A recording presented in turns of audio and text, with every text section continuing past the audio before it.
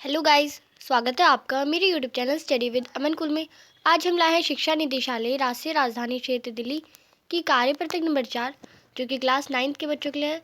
विषय आपका सामाजिक विज्ञान है, इतिहास की बुक्स है और हमारा वही चैप्टर फ्रांसीसी क्रांति का 4th पार्ट आप देखेंगे, जिसकी डेट है 15 अप्रैल 2021। आप अपना नाम और अपने कक्षा अध्यापक का नाम लिखेंगे।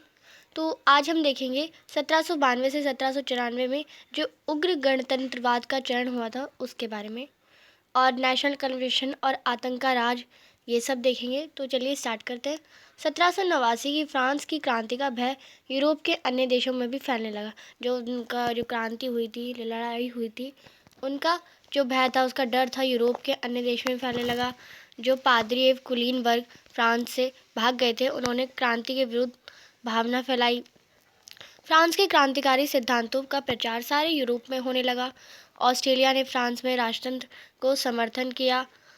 इसके विरोध में फ्रांस ने ऑस्ट्रेलिया के विरुद्ध युद्ध घोषित किया, क्योंकि वो चाहते थे, ऑस्ट्रेलिया ने कहा कि राष्ट्रतंत्र का समर्थन करो, पर जो फ्रांस था वो उसके खिलाफ युद्ध करने लगा। उन्होंने इस निरंकुश राजाओं एवं कुलीनों के विरुद्ध जनता की जंग के रूप में मान लिया।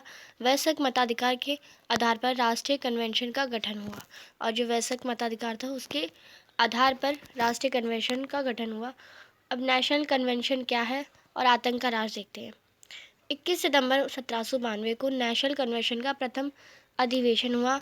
इसको जैकोबिन एवं जीरोदिस्ट दल प्रमुख थे। मैंने आपको पिछली वर्कशीट में बताया था जैकोबिन क्लब के बारे में। जैकोबिन अनुशासित और संगठित थे। पेरिस पर इनका प्रभाव था, यानी पेरिस पे थोड़े ज़्यादा अच्छे थे। इसका प्रमुख नेता था रॉबेस्पियर। दूसरी तरफ जेरेजिस्ट, ये शिक्षित एवं कुलीन थे, किंतु व्यवहारिक राजनीतिक नहीं थे। इसके प्रमुख नेता थे मैडम रोला, बेसो आदि। दोनों ही गुट गणतंत्र के हिमायती थे। विदेशी शक्तियों के विरुद्ध युद्ध का समर्थन करते थे। जीरोदिस्तों का मानना था कि क्रांति बहुत आगे जा चुकी है और इसका अंत नहीं होगा। वह और अपने सामाजिक समानता लाने के विरुद्ध थे। वह समानता पर अधिक जोर देते थे। उधर जैकोबिन लोग समानता पर अधिक जोर देते थे तथा निम्न वर्गों के प्रति सद्भावपूर्ण रवैया रखते थे। अब हम देखते हैं नेशनल कन्वेंशन के समक्ष कठिनाइयाँ। जो नेशनल कन्वेंशन था उसके बीच में कठिनाइयाँ कितनी आई। क्रांतिकारी ने 1792 में घोषणा कर दी कि फ्रांस का गणतंत्र स्वतंत्रता और समानता और बंधुत्व की भावनाओं पर आधारित है। इस घोषणा से यूरोप के निरंकुश शासक भयभीत हो गए। जो क्रांतिकारियों ने ये घोषणा करी कि जो फ्रांस है वो गणतंत्र है, समानता का अधिकार होगा, बंधुत्व होगा, तो वो जो यूरोप के शासक थे वो निरंकुश भयभीत हो गए, डर आ गया उनमें। अब फ्रांस की क्रांति फ्रांस की ना होकर पूरे यूरोप की हो गई, और जो फ्रांस में जो क्रांति चल रही थी वो सिर्फ फ्रांस में नहीं रही, पूरे यूरोप में हो गई। अतः यूरोपीय देश क्रांति के प्रसार को रोकने के लिए एकजुट हो गए, और इंग्लैंड, हॉलैंड, ऑस्ट्रिया, प्रशा के एक गुट का फ्रांस के विरुद्ध निर्माण हुआ। और जो ये जब यूरोप में पूरे में फैलने लगी, तो जो यूरोपीय कुछ देश थे जैसे इंग्लैंड, हॉलैंड, ऑस्ट्रिया, प्रशा, इन्होंने एक साथ हाथ मिला लिया और युद्ध का निर्माण करने लगे। इस गुट ने कई जगहों पर फ्रांस को पराजित किया, और जो युद्ध हुए फ्रांस हारा भी। नेशनल कन्वेंशन ने एक प्रस्ताव पारित कर राजतंत्र को समस्त किया और गणतंत्र की स्थापना की। राजा पर देशद्रोह का मुकदमा चला गया। नेशनल कन्वेंशन थी, उन्होंने राजतंत्र को समाप्त किया और गणतंत्र की स्थापना की। राजा पर देशद्रोह का मुकदमा चला गया, जो राजतंत्र का चाहते थे, उन राजा को देशद्रोह का मुकदमा चला गया और मृत्युदंड की सजा दी गई। 21 जनवरी 1793 को लुई 16वां फांसी पर चढ़ा दिया गया, यानी वो जो 21 जनवरी 1793 में जो लुई 16वें थे उन्हें फांसी पर चढ़ा दिया गया, क्योंकि वो राजतंत्र चाहते थे। युद्ध के कारण फ्रांस आर्थिक संकट से घिर गया था। कीमतें बढ़ गई थी। अमीरों से कर्ज वसूलने का नियम बनाया गया। जैकोबिनों ने पेरिस की भीड़ और कम्यून की सहायता से कन्वेंशन पर आक्रमण कर सत्ता पर अधिकार और आतंकी राज्य की स्थापना की। आतंक राज की स्थापना के साथ फ्रांस एक बार पुनः अव्यवस्थित का शिकार हुआ। तो जो जैकोबिन और पेरिस की भीड़ थी, उन्होंने एक साथ मिलकर कन्वेंशन पर आक्रमण कर दिया, और आतंक होने लगा आक्रमण से, तो ये आतंक राज बन गया फिर फ्रांस। रॉबेस्पियर के नेतृत्व ने उसकी स्थापना की गई थी। इसमें क्रांतिकारी जन सुरक्षा की स्थापना की गई थी, और कोई जैकोबिन्स के विरुद्ध काम करता जो उसे मृत्युदंड जाता। और इस क्रांतिकारी में जन सुरक्षा की स्थापना की गई कि जन में सुरक्षा रहेगी। और जो जैकोबिन के विरुद्ध काम करता था, जो उन राजा आतंकवादी के राजा के विरुद्ध काम करता था, उसे मृत्युदंड मिल जाता था, यानी मरने की फांसी की दंड मिल जाता था। जुलाई 1794 में रॉबेस्पियर कैद कर लिया गया और फांसी दे दिए गए। इसी के साथ आतंकी राज की समाप्ति हुई। जो फिर रॉबेस्पियर एक बार कैद कर लिए गए और फ्रांस फिर एक बार आतंक राज से समाप्त हो गया। आतंक राज के बाद उदारवादी नेताओं ने देश की सत्ता संभाली और आतंक राज्य की व्यवस्थाओं को भंग किया। फिर आतंक राज जब खत्म हुआ तो जो उदारवादी नेता थे उसे भंग किया गया।